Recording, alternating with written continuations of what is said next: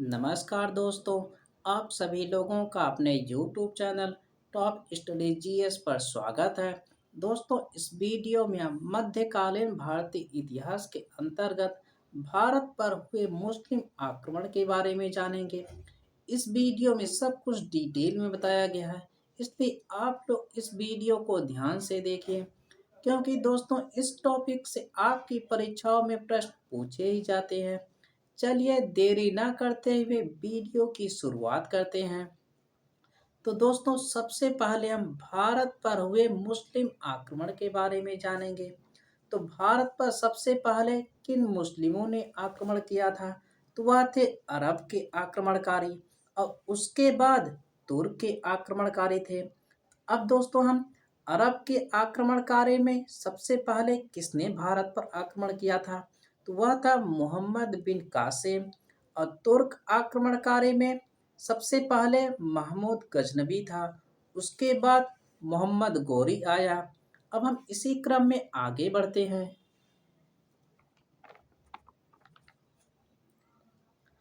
दोस्तों, भारत पर हुए अरब आक्रमणकारी के बारे में जानते हैं।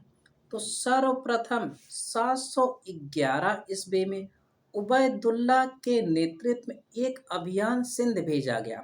दोस्तों, सर्वप्रथम 711 ईस्वी में उबैदुल्ला के नेतृत्व में एक अभियान सिंध भेजा गया, किंतु यह पराजित हुआ और युद्ध में मारा गया।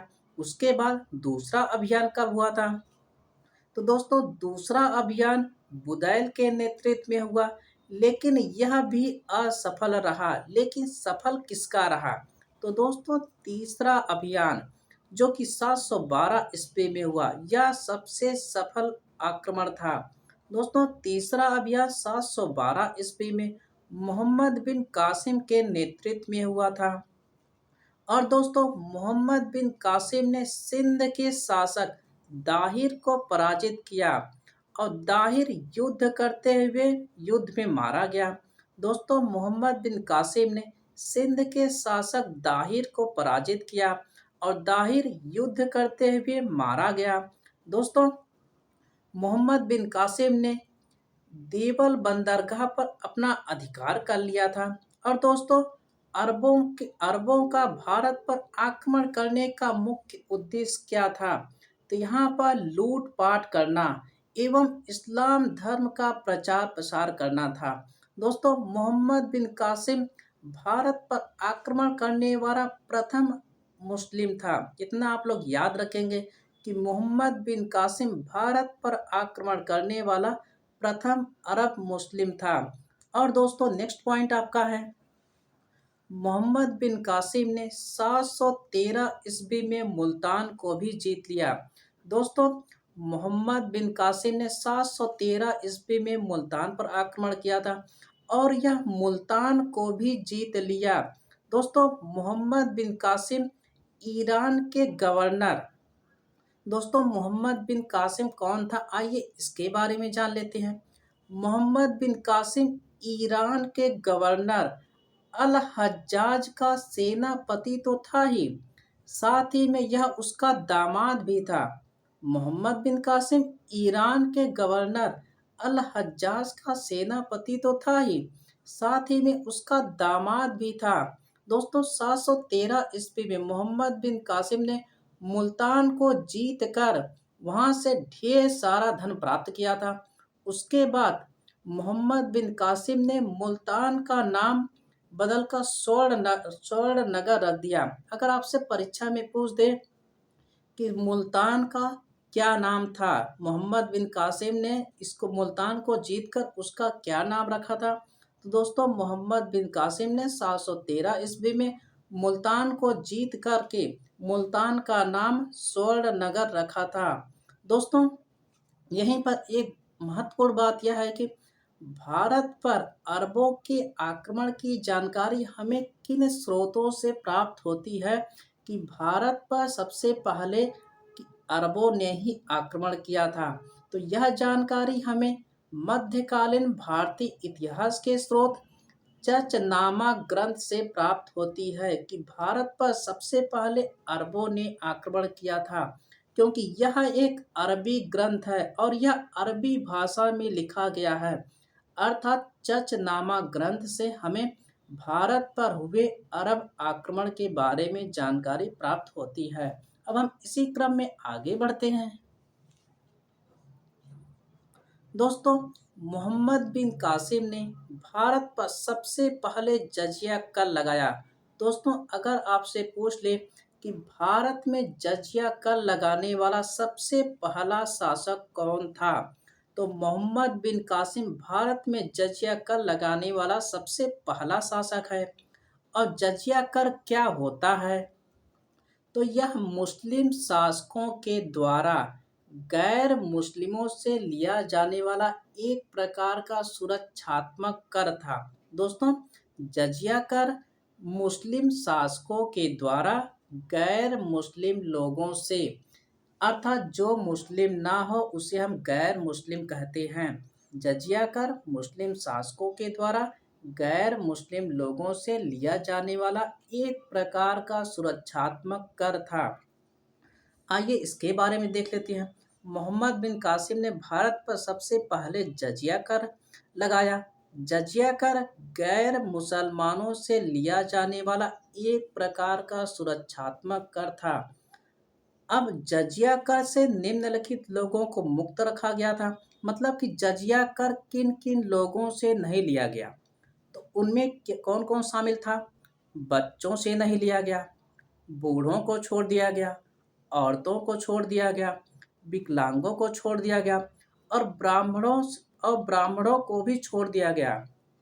अर्थात मोहम्मद बिन कासिम ने इन लोगों से जजिया कर नहीं लिया। लेकिन यहाँ पर आप एक चीज़ याद रखेंगे कि ब्राह्मणों पर जजिया कर लगाने वाला कौन शासक था। यह आपसे परीक्षा में पूछा जाता है कि ब्राह्मणों पर जजिया का सबसे पहले किसने लगाया।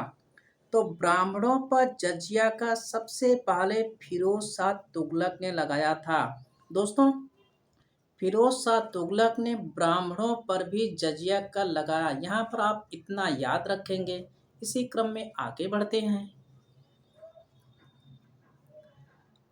अब देखिए जजिया कर का इतिहास क्या है। कहीं पर आप सुनते हैं कि जजिया कर किसी ने लगाया, किसी ने समाप्त कर दिया, फिर किसी ने लगाया। तो चलिए जजिया कर का इतिहास क्या है इसी के बारे में जान लेते हैं। आज आपका क्लियर हो जाएगा। तो दोस्तों, जजिया कर भारत में सबसे पहले मोहम्मद बिन कासिम ने लगाया। उसके बाद ब्राह्मणों पर जजिया कर किसने लगाया? फिरोज शाह तुगलक ने। अब देखिए आगे क्या होता है। अकबर ने 1564 ईस्वी में जजिया कर को समाप्त कर दिया। आपसे परीक्षा में पूछा जाता है कि जजिया कर को समाप्त किसने किया था। तो अकबर ने 1564 ईस्वी में जजिया कर को समाप्त कर दिया। उसके बाद औरंगजेब ने 1679 में पुनः जजिया कर लगा दिया। अर्थात अकबर ने इसको समाप्त किया, लेकिन औरंगजेब ने पुनः जजिया कर लगाना प्रारंभ कर दिया। लेकिन जजिया कर को अंतिम रूप से मोहम्मद शाह रंगीला ने समाप्त किया। दोस्तों, जजिया कर को अंतिम रूप से किसने समाप्त किया था? तो वह था मोहम्मद शाह रंगीला। यह मुगल वंश का शासक था। तो जजिया कर को अंतिम रूप से समाप्त करने वाला शासक कौन था? मोहम्मद शाह रंगीला था। अब दोस्तों, इसके महत्वपूर्ण पॉइंट्स के बारे में जान लेते हैं थोड़ा। अरबों की सिंध विजय के कारण के बारे में जान लेते हैं। अरबों के सिंध विजय के अनेकों कारण थे। उनमें राजनीतिक कारण थे और आर्थिक कारण थे। राजनीतिक कारण में मुस्लिम राज्य का विस्तार करना था।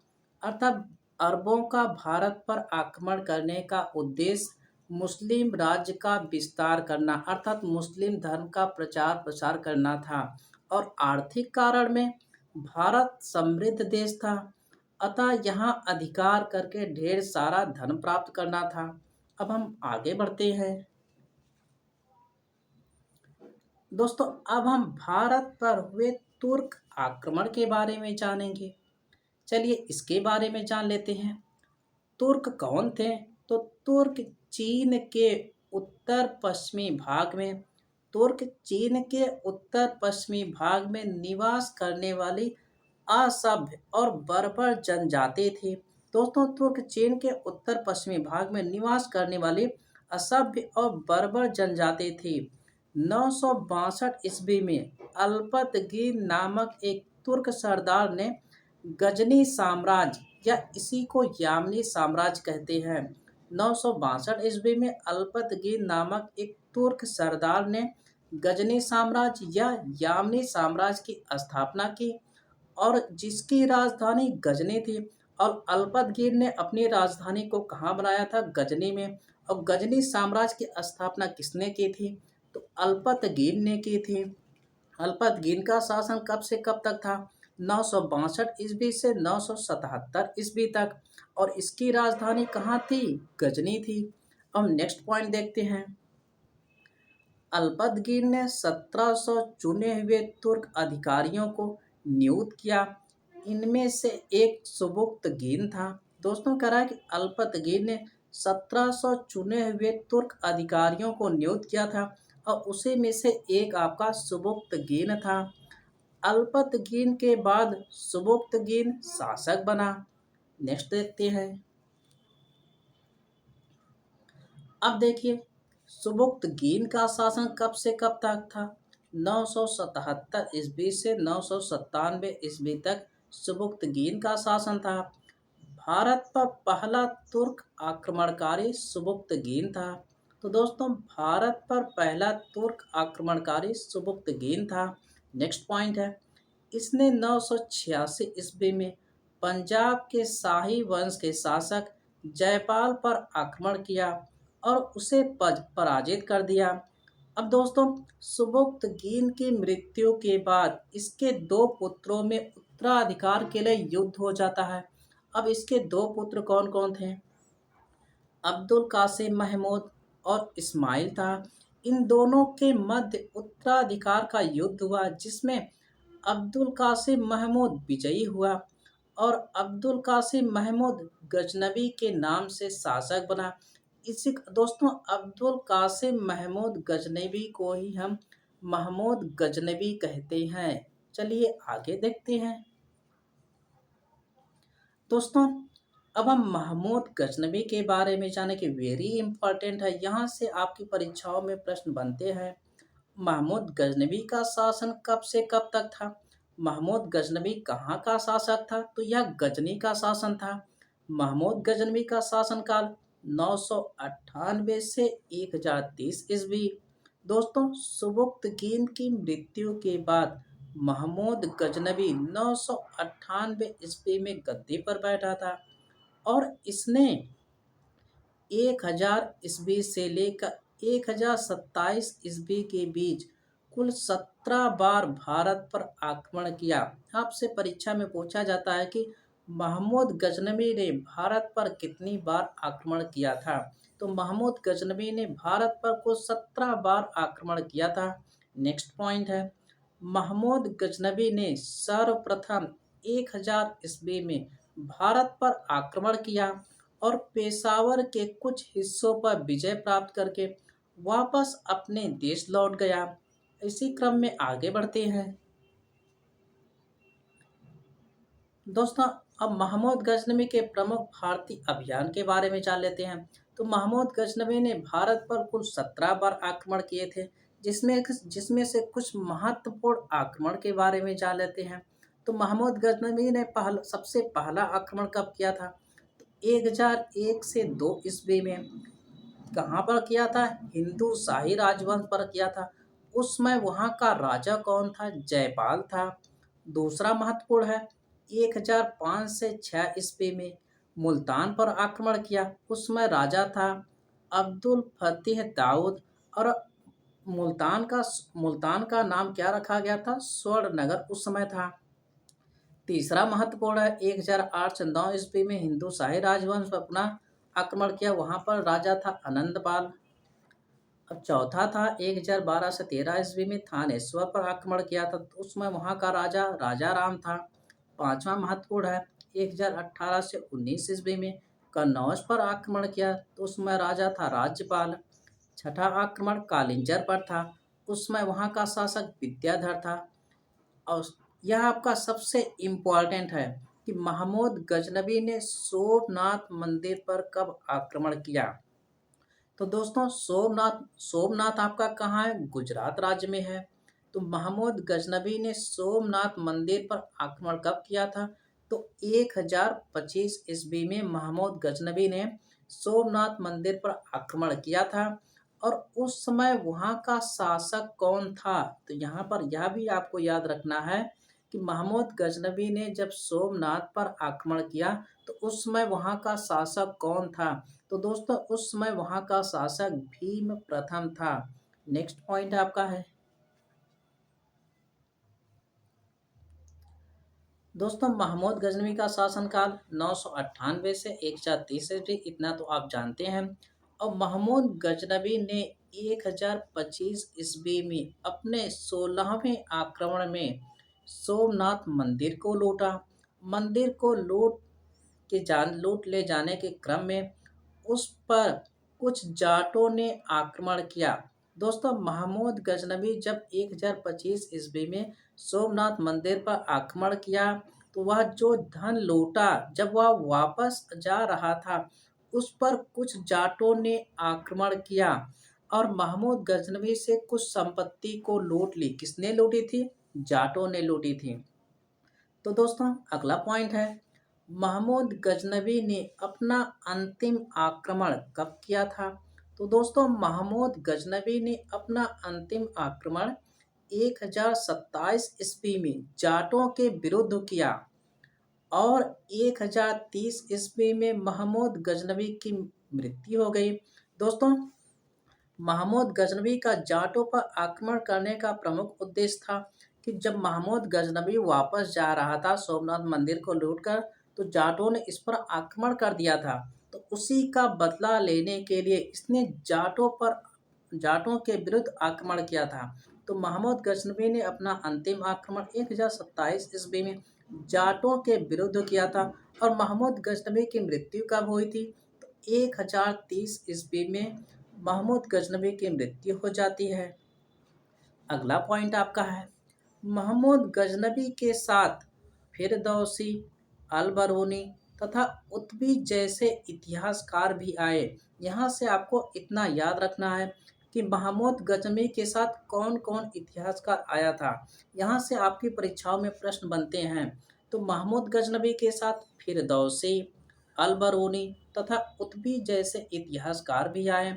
और दोस्तों इनकी पुस्तक के बारे में पूछा जाता है तो शाहनामा किसकी पुस्तक है, फिरदौसी की। किताब उल हिंद किसकी पुस्तक है, अल बरूनी की। किताब उल यामनी किसकी पुस्तक है, उत्बी की।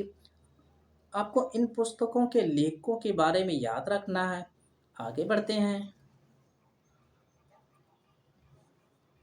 अब हम महमूद गजनवी के बाद मोहम्मद गोरी के आक्रमण के बारे में जानेंगे। तो दोस्तों 12वीं शताब्दी के मध्य में गौर वंश का उदय हुआ और उनके साम्राज्य का आधार उत्तर पश्चिम अफगानिस्तान था। उसके बाद आपका है 1173 ईस्वी में सिहाबुद्दीन मोहम्मद गौरी गौर का शासक बना। दोस्तों 1173 ईस्वी में सिहाबुद्दीन मोहम्मद गौरी गौर वंश का शासक बना। और इसने 1175 ईस्वी में इसने मुल्तान पर आक्रमण किया और यह इसकी पहली वजह थी। दोस्तों 1175 ईस्वी में इसने मुल्तान पर आक्रमण किया था। और आपका अगला है 1178 ईस्वी में इसने राजस्थान पर आक्रमण किया, किंतु यहाँ के शासक भीम द्वितीय ने उसे बुरी तरह से पराजित किया तथा यह तुर्क आक्रमणकारियों की पहली पराजय थी। दोस्तों आपसे परीक्षा में पूछा जाता है कि मोहम्मद गौरी को सबसे पहले किसने पराजित किया था। तो दोस्तों मोहम्मद गौरी को सबसे पहले 1178 ईस्वी में भीम द्वितीय ने पराजित किया था। आपसे परीक्षा में पूछा जाता है कि मोहम्मद गौरी को सबसे पहले किसने पराजित किया था। तो मोहम्मद गौरी को 1178 ईस्वी में राजस्थान के शासक भीम द्वितीय ने पराजित किया था। और 1191 ईस्वी में तराइन का प्रथम युद्ध होता है। वेरी इंपॉर्टेंट है। 1191 ईस्वी में तराइन का प्रथम युद्ध होता है। और तराइन का प्रथम युद्ध किसके किसके बीच में होता है? मोहम्मद गोरी और पृथ्वीराज चौहान के बीच में होता है। इसमें मोहम्मद गोरी की पराजय हो जाती है और वह गजनी गजनी वापस चला गया। दोस्तों, तराइन के प्रथम युद्ध में मोहम्मद गोरी की पराजय होती है और पृथ्वीराज चौहान की जीत होती है। उसके बाद 1192 ईस्वी में पुनः इसने आक्रमण कर दिया। दोस्तों, 1192 ईस्वी में तराइन का दूसरा युद्ध होता है। पुनः किसके किसके बीच में होता है? पुनः पृथ्वीराज चौहान और मोहम्मद गोरी के बीच में होता है। लेकिन इसमें तराइन के द्वितीय युद्ध में मोहम्मद गोरी की जीत होती है और पृथ्वीराज चौहान हार जाता है। अब मोहम्मद गोरी पृथ्वीराज चौहान को बंदी बना लेता है। इसी क्रम में आगे बढ़ते हैं। दोस्तों, अब हम प्रीवियस ईयर क्वेश्चन के बारे में जानेंगे। चलिए इसको करते हैं। तो 712 ईस्वी में सिंध पर अरबों के आक्रमण के समय वहां का शासक कौन था? वेरी इंपॉर्टेंट प्रश्न है कि 712 ईस्वी में सिंध पर अरबों के आक्रमण के समय वहां का शासक कौन था? तो दोस्तों, इसका राइट आंसर होगा ऑप्शन नंबर बी। उस समय वहां का शासक दाहिर था।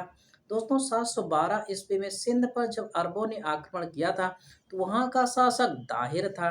नेक्स्ट क्वेश्चन है, सर्वप्रथम भारत में जजिया कर लगाने का श्रेय सिंध के विजेता मोहम्मद बिन कासिम को दिया जाता है। उसने किस वर्ग को इस कर से पूर्णतः मुक्त रखा था? तो दोस्तों, यहाँ पर ऑप्शन दिया है जैनों को, बौद्धों को, ब्राह्मणों को, निम्न जाति के लोगों को। तो जजिया कर से मोहम्मद बिन कासिम ने किसको पूर्णतः मुक्त रखा था, अर्थात किससे जजिया कर नहीं लिया था? तो वह था ब्राह्मणों से। तो मोहम्मद बिन कासिम ने ब्राह्मणों से जजिया कर नहीं लिया था। नेक्स्ट क्वेश्चन है, सोमनाथ के मंदिर पर 1025 ईस्वी में महमूद गजनवी के आक्रमण के समय गुजरात का शासक कौन था?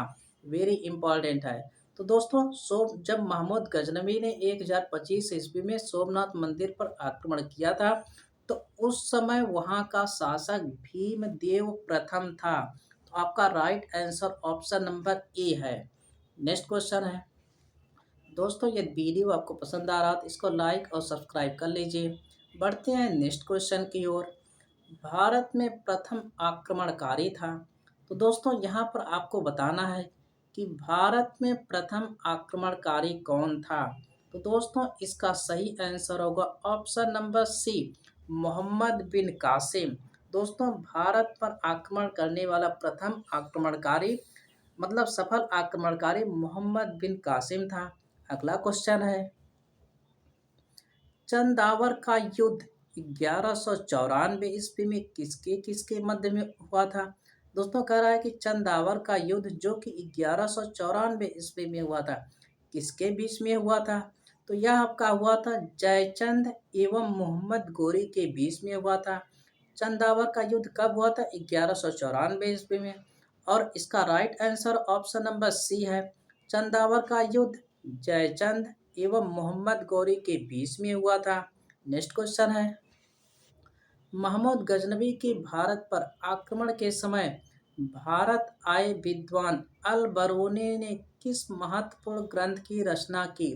तो दोस्तों, इसका सही आंसर होगा ऑप्शन नंबर बी, किताब उल हिंद की। दोस्तों, महमूद गजनवी के भारत पर आक्रमण के समय भारत के साथ आए विद्वान अल बरूनी ने किताब उल हिंद नामक महत्वपूर्ण ग्रंथ की रचना की थी। आपका नेक्स्ट है, मोहम्मद गोरी विजित प्रदेशों की देखभाल के लिए निम्नलिखित में से किस विश्वसनीय जनरल को छोड़कर गया था? तो दोस्तों, यहाँ पर कह रहा है कि मोहम्मद गोरी विजित प्रदेशों की देखभाल के लिए, अर्थात मोहम्मद गोरी ने जब भारत पर आक्रमण किया था तो उसने कई प्रदेशों को जीत लिया था। तो इन जीते हुए प्रदेशों की जिम्मेदारी उसने अपने किस विश्वसनीय जनरल को छोड़कर दे गया था? तो वह था कुतुबुद्दीन ऐबक। आपका विकल्प नंबर सी सही है। मोहम्मद गोरी विजित प्रदेशों की देखभाल के लिए निम्नलिखित में से किस विश्वसनीय जनरल को छोड़कर गया था? तो वह था कुतुबुद्दीन ऐबक था। नेक्स्ट क्वेश्चन है, तराइन की पहली लड़ाई 1191 ईस्वी में निम्नलिखित में से किनके बीच में हुई थी? तो दोस्तों, तराइन की पहली लड़ाई मोहम्मद गोरी और पृथ्वीराज चौहान के बीच में हुई थी। और तराइन की पहली लड़ाई में पृथ्वीराज चौहान की जीत हुई थी और मोहम्मद गोरी की हार हुई थी। आपका ऑप्शन नंबर बी सही है। अगला क्वेश्चन है, भारत पर प्रथम तुर्क आक्रमण करने वाला था। तो दोस्तों, कह रहा है कि भारत पर प्रथम तुर्क आक्रमण करने वाला था, तो वह था आपका महमूद गजनवी। लेकिन भारत में दोस्तों, यहाँ पर भारत पर प्रथम तुर्क आक्रमण करने वाला था, तो सबसे पहले आक्रमण महमूद गजनवी ने किया था। लेकिन अगर आपसे पूछ ले भारत में तुर्क सत्ता का वास्तविक संस्थापक कौन था, तो वह था मोहम्मद गोरी था। तो ऑप्शन नंबर ए सही है इसका। नेक्स्ट क्वेश्चन है, दोस्तों निम्नलिखित में से कौन अपने को बुद्ध किशन या मूर्ति भंजक कहता था? तो दोस्तों, निम्नलिखित में से कौन अपने को बुद्ध किशन या मूर्ति भंजक कहता था?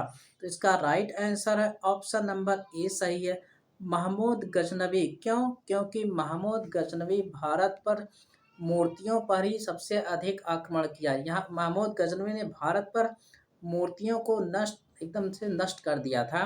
तो इसीलिए इसे बुद्ध किशन या मूर्ति भंजक कहा जाता है महमूद गजनवी को। महमूद गजनवी के साथ भारत आने वाले इतिहासकारों में कौन शामिल नहीं था? तो दोस्तों, शाहनामा का लेखक फिरदौसी या तो था, किताब उल हिंद का लेखक अलबरूनी था, तारीख यामनी का लेखक उतबी था, तारीख सुबुक्तगीन का लेखक बैहाकी था। तो इसमें कौन शामिल नहीं है? तो इसका ऑप्शन नंबर डी सही है, तारीख सुबुक्तगीन का लेखक बैहाकी या महमूद गजनवी के साथ भारत नहीं आया था। आपका नेक्स्ट क्वेश्चन है, महमूद गजनवी का भारत में अंतिम आक्रमण किसके विरुद्ध हुआ था? तो यहाँ पर आपसे पूछ रहा है कि महमूद गजनवी का भारत में अंतिम आक्रमण किसके विरुद्ध हुआ था? तो महमूद गजनवी ने भारत पर अपना अंतिम आक्रमण जाटों के विरुद्ध किया था, क्योंकि जाटों ने इसे रोका था। जब यह सोमनाथ मंदिर पर आक्रमण किया, उसे लूट कर ले जा रहा था, तो जाटों ने इससे कुछ धन को छीन लिया था। तो उसी का बदला लेने के लिए महमूद गजनवी ने जाटों पर अपना अंतिम आक्रमण किया था। दोस्तों, यदि वीडियो आपको पसंद आया हो तो इसको लाइक और सब्सक्राइब कर लीजिए। मिलते हैं नेक्स्ट वीडियो में। धन्यवाद दोस्तों।